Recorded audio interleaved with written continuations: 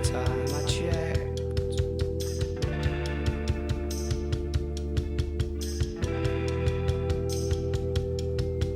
Not shy of a spark. The knife twists up. Hi, my name is Merritt and this is Looney Tunes with Issa Rangel. So today we're going to talk about the Arctic Monkeys, which is one of Issa's favorite bands, and she's very knowledgeable about them, I would say. Yes, I am. We also saw them in concert. Yep. It was very hype. Okay, so tell me give me 3 adjectives to describe the Arctic Monkeys. Like right off the top of your head. Changing. Older. Cool. That is terrible. Changing, older, cool. Okay, that's fine. Okay, so first, do you want to kind of talk about the concert atmosphere and kind of talk about the vibe that they give off? Yeah, it's super grunge, I think. I think 2013 is I was kind of going what 2007 grunge. I think 2007 for their earlier stuff. But definitely for, AM, their most popular one, is definitely, what is it called? The thing that everyone posts on and they have, the thing from 2013. Tumblr?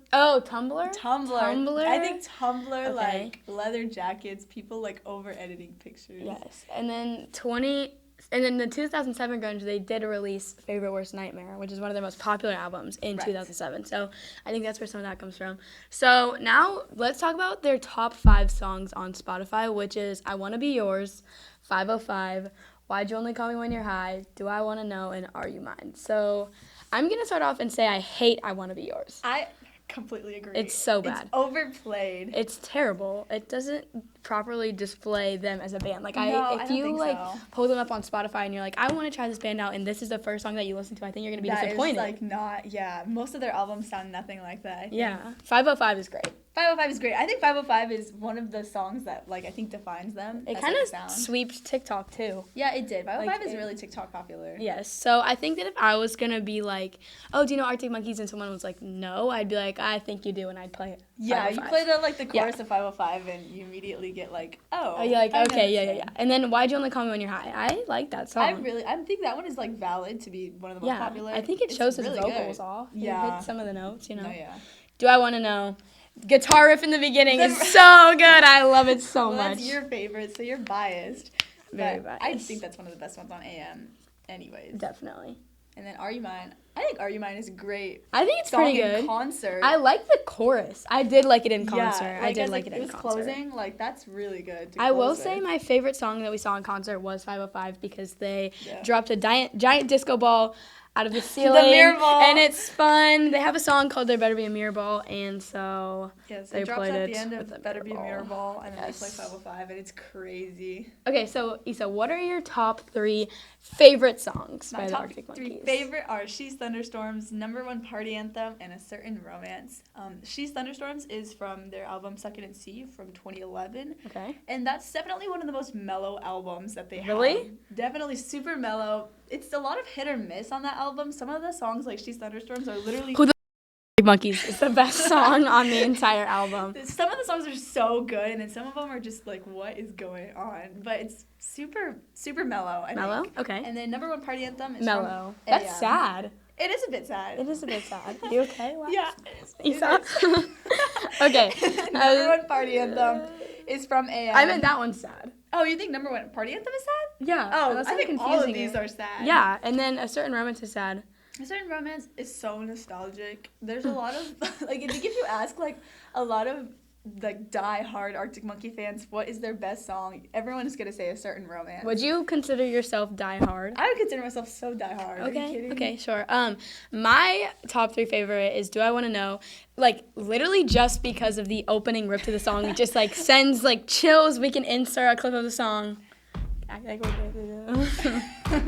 No, that one's valid for being It's so good, and good. I know it's basic. Snap Out of It. It's just it's very catchy. All mine are pretty hype and happy. And then Brian Storm. Part of the reason I like Brian Storm and then Fluorescent Adolescent because they remind me of you. Oh, I can't believe you didn't flip Fluorescent Adolescent. I know. I changed my mind. I want to go back because Fluorescent Adolescent is definitely our song. So now, what would you say is their best album or your favorite album? I would say their best album and my favorite is Favorite Worst Nightmare from 2007. And I think, like, if you ask any pretty good fan, they'll agree that Favorite Worst Nightmare is the best. It's just, like, it sums up all of their albums into one, I feel like, for the sound. Okay, I actually like the, Yeah, it sounds agree. like, yeah. Like, it has a lot on it. I think that would be my personal favorite as well. I also know that we both like Whatever People Say I Am, That's What I'm Not. That one is good.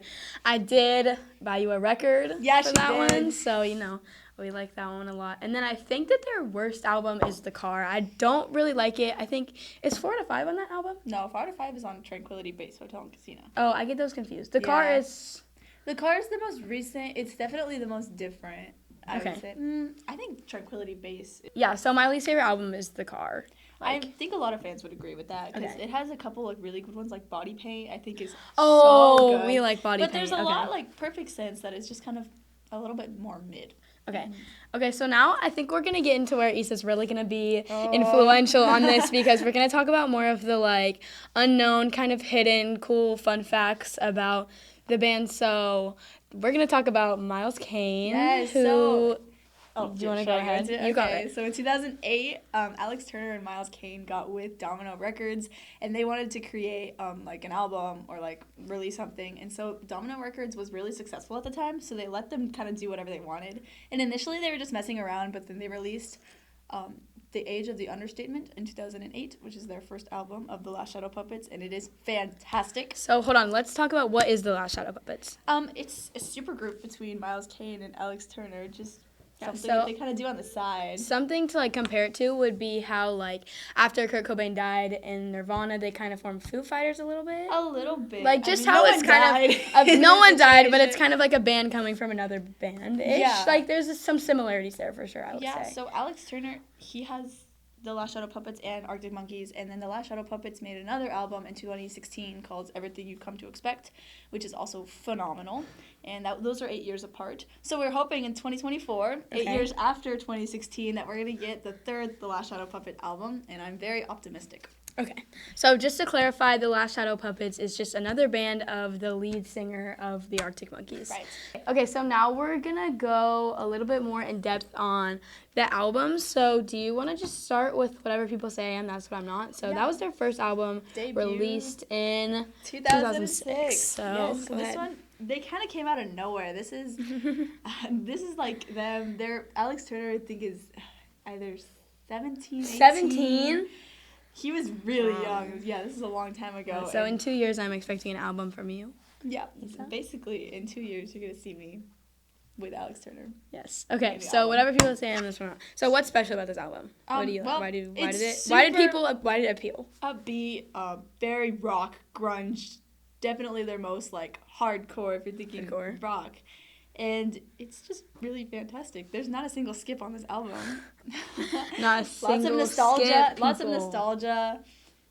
Very much, like, define this era in Sheffield, England. Okay. Suck It and See, I think that we both agree. Yeah. I think that we both agree that that album's just not that great. I have a hard time getting mad at Suck It and See. There's some pretty awkward ones on there that just are really odd. But then you got, like, She's Thunderstorms, Love is a Laser Quest, Black Treacle that are, like, absolutely so good. Okay. And then Tranquility Base Hotel and Casino, which has one of our, like, together favorite songs, 4 out of 5. Oh, 4 out of 5. We like 4 out of 5. So this one is cool because it's 5 years after AM, and AM is such a different sound than Tranquility Base Hotel and Casino. Oh, I did not go in order. My apologies. So Tranquility Base Hotel and Casino is from 2018, and... So we did skip ahead about 7 years, so just keep going.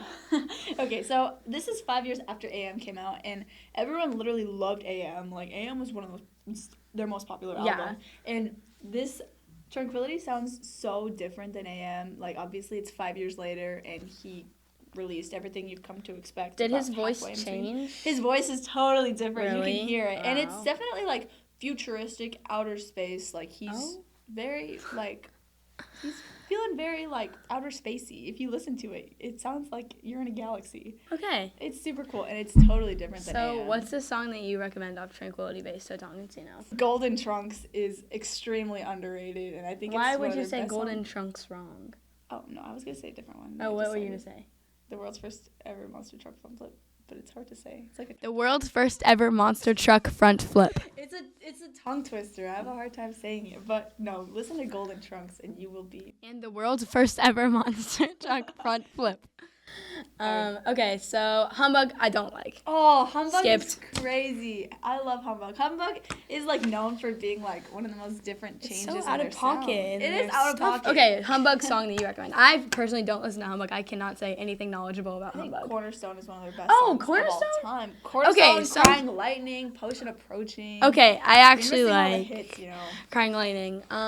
They played that at their concert, right? Mhm. Okay, I did like that. That is actually our co-producer who's not here, Kyra's favorite song. Kyra's Oh, really? also, yeah. Oh. She wanted to do it with me. Dude, Crying Lightning is so good. Yeah. Yeah. Highly Okay. recommend that one. Favorite worst nightmare? So good. The best. I Okay. would say listen to the most underrated song on Favorite Worst Nightmare that does not get enough hype is Balaclava.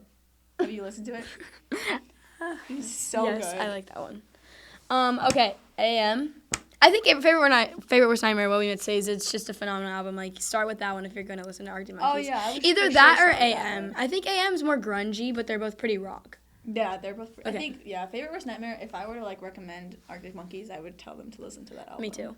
AM is my actually after favorite worst nightmare like solid second favorite. It is so good. It is so good. I don't think there's any good. skips There's on either. not of any those. skips.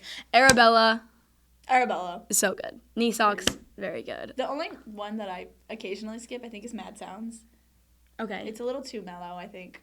Oh, which one's Teddy Picker on? Favorite Worst Nightmare. Favorite worst nightmare. Really? Wow, that's a really good album. It is. Brian bro. Storm also, Yeah, right? Brian Storm. Wow. You got Fluorescent Adolescent, Balaclava. I think Brian Storm might be my favorite on Favorite Worst Nightmare. Really? Yeah, I mean it's in my. And you got some sad ones too. You got like Only Ones Who Know and Do Me a Favor. Oh, Do Me a Favor is Chris Wheeler's favorite song.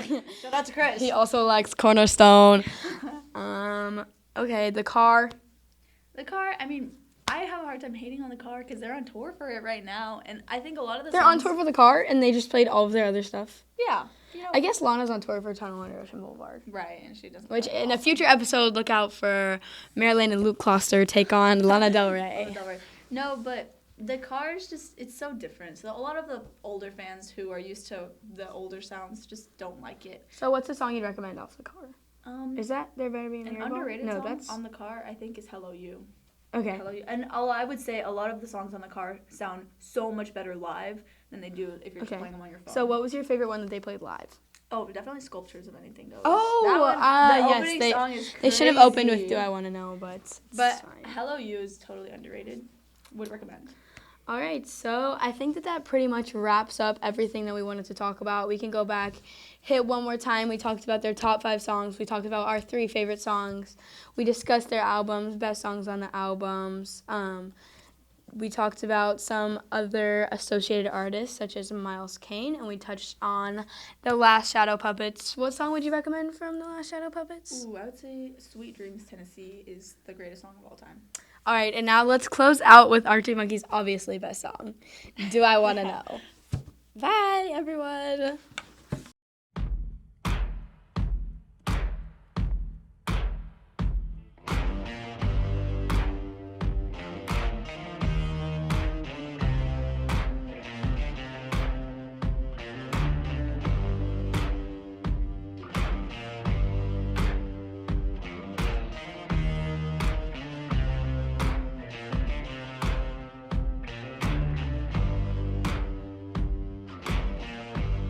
Have you got color in your cheek?